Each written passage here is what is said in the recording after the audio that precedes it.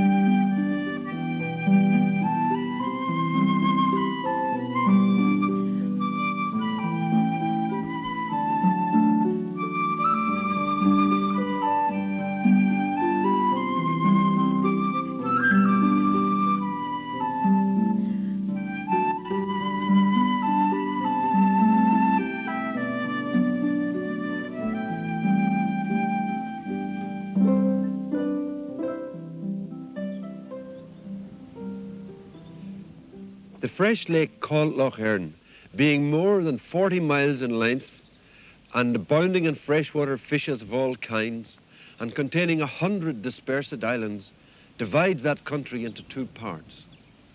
The land on either side of the lough rises in little hills of 80 or 100 acres apiece and is the fattest soil in Ulster. Sir John Davies felt like that when he first saw Lough Erne. He arrived from England over 300 years ago, and he was entranced. Yet to his eyes, this rushy, watery place was more than a beauty spot. Its wildness was exciting, but its value would only be realized when people lived and worked and left their human mark on the face of the land. Another Englishman wrote at the time of the plantation, "Woe to the wolf and the wood cairn. The islands of Lough Erne shall have habitations." Today, the islands are like pages printed by the passage of civilizations. You can read something of the different ways of life of the peoples who have lived here since the beginning.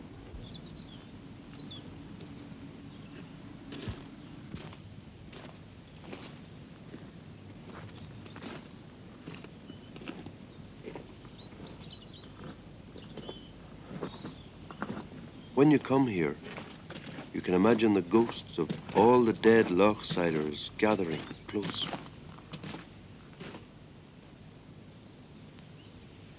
You're aware of a life that has disappeared. You feel almost an intruder, a trespasser on the silence of their old homes, deserted, the hearth cold, the boats rotting. The moss and grass creep back over the cobbled yard. The island is empty, reclaimed by wind and water, back in its elemental peace.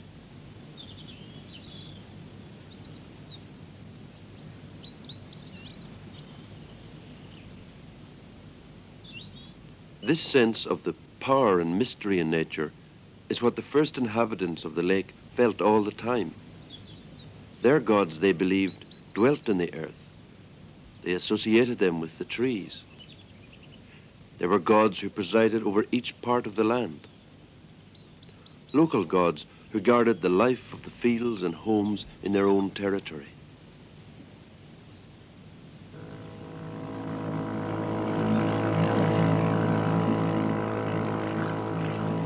Those first people, fishermen and farmers, lived on the riches of the lough and its islands. The harvest of the water and the land was their livelihood. The fertility of the ground was their whole concern. Two of the islands to the north of Lower Lough Erne have names that recall this dependence on the fruits of the earth. Lusty Moor and Lusty Beg, the big fertile place and the little fertile place.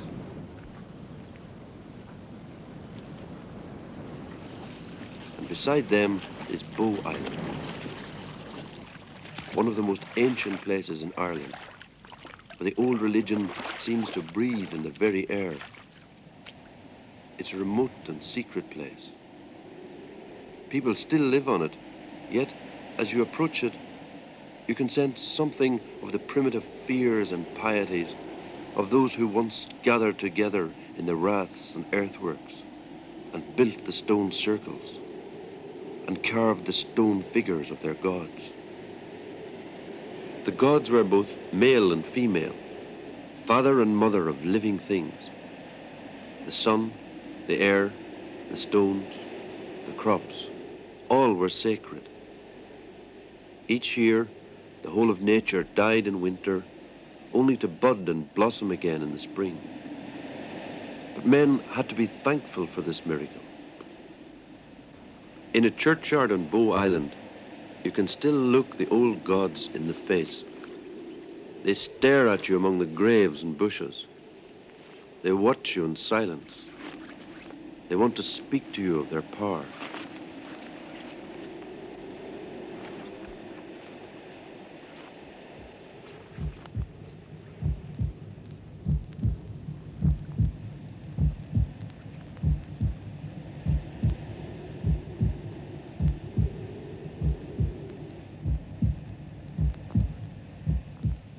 I am the god of Bow Island. I am the first god of the first people.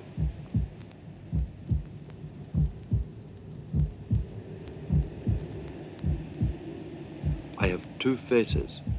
I know the past. I know the future.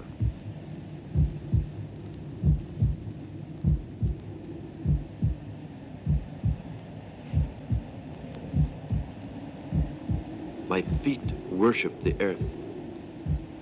My eyes worship the sun. My brain is a holy place for water. My mouth asks for sacrifices from the people. I bury the winter for them. I resurrect the spring. I look after their dead. I look forward to their children. I fear a new god will destroy me.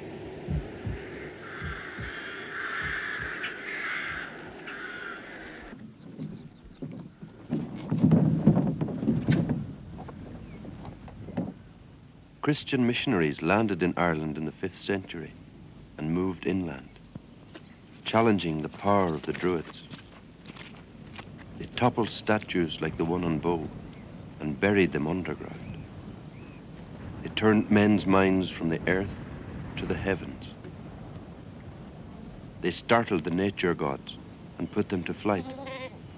And the legend goes that St. Patrick even banished the snakes.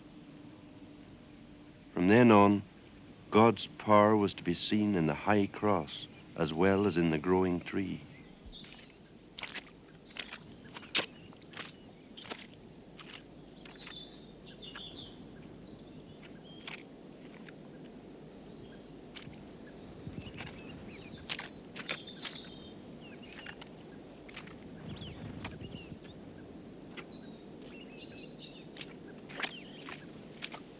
His voice would be heard not only in the song of the birds, but in the church bell ringing high in the monastery tower.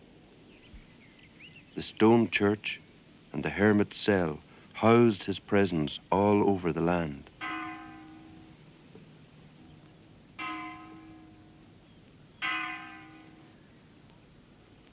When you walk into Devonish Island, you're at the heart of early Christian Ireland.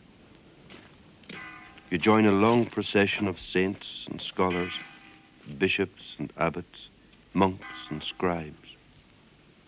The gravestones, the arches, the cloisters, they all invite you to remember its great past of prayer and study.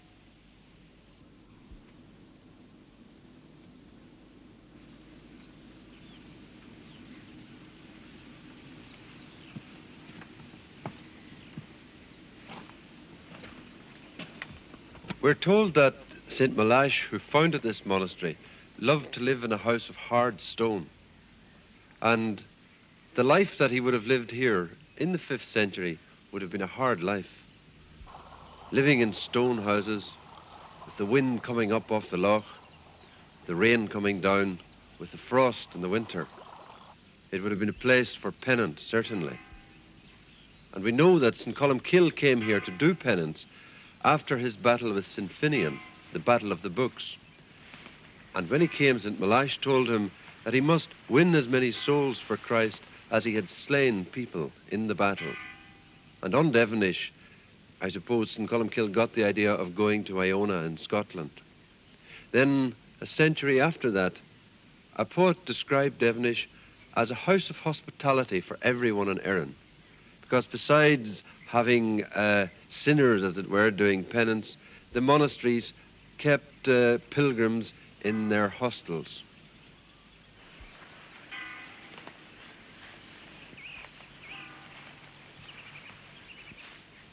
Indeed, from the beginning, you could say, from the beginning in the 5th century until the flowering of this monastery into a great settlement, a great university in the 14th and 15th century, Devonish was a city of God in the middle of Lough Erne.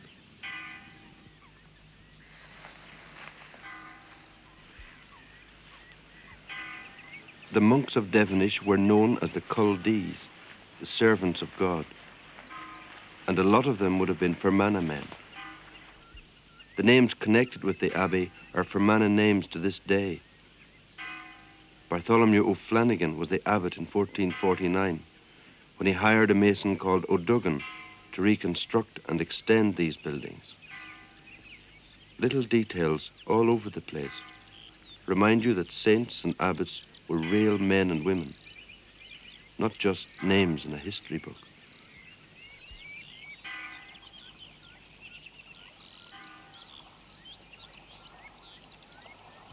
When you take a boat out on the Erne waters, you voyage into time. Populations come and go. The loch goes on forever. Like the first fishermen, like the monks of the Middle Ages, the modern islanders live in earshot of the waves. Sometimes they'll see a tourist in a cabin cruiser or a fisherman in his motorboat making his way in the lee of their farms. But much of the year they live and work with only the wild birds and the jumping fish for company. They know the water as well as they know their fields.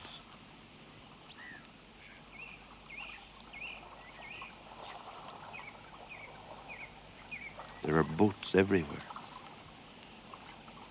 and their graceful lines, the curve of the prow, the blade of the keel, are as beautiful as the slopes and hollows of the land itself.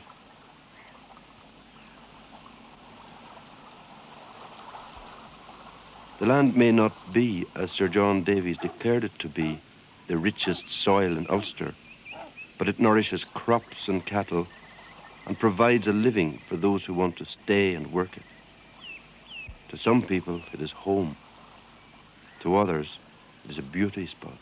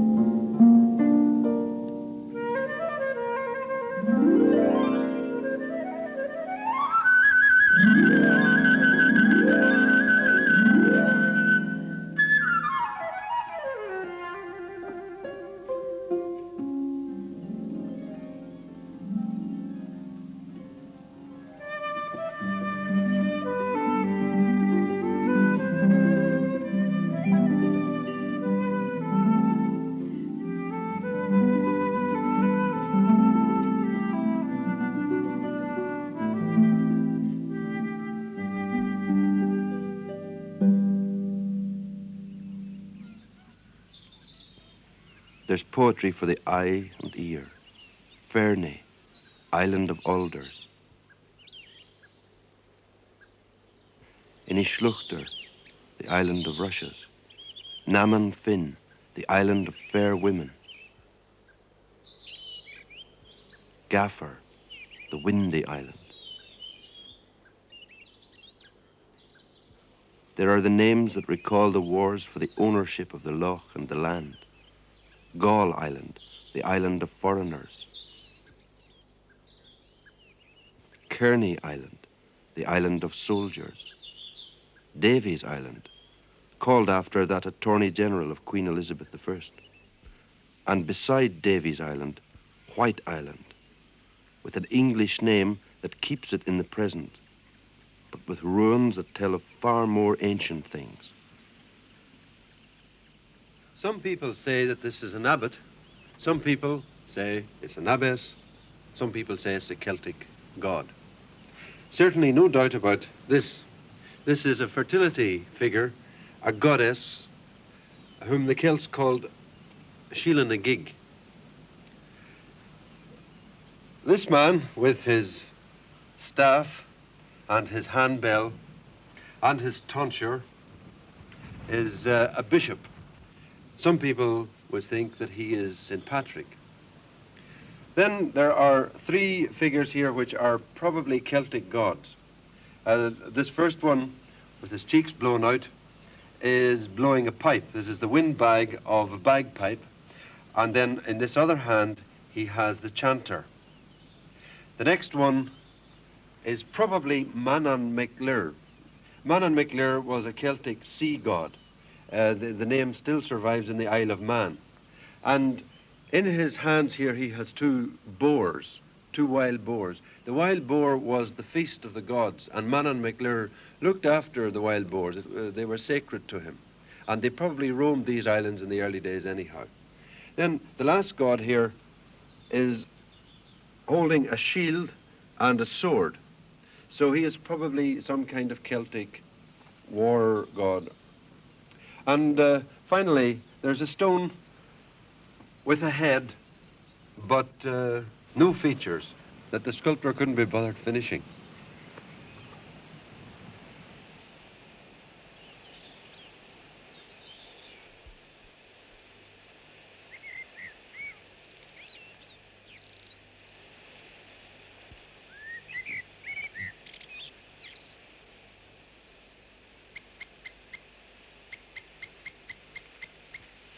Wherever you look, or walk, or sail, somebody has been there before you.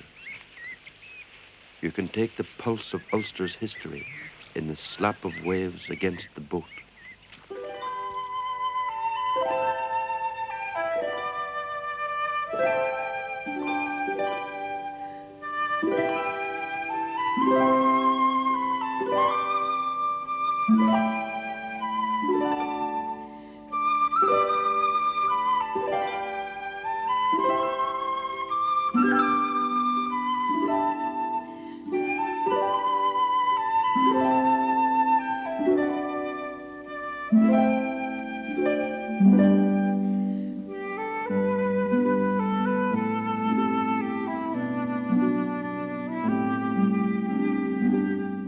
From the beautiful, rugged and remote Scottish countryside follow farming families facing trials and triumphs through the 4 seasons.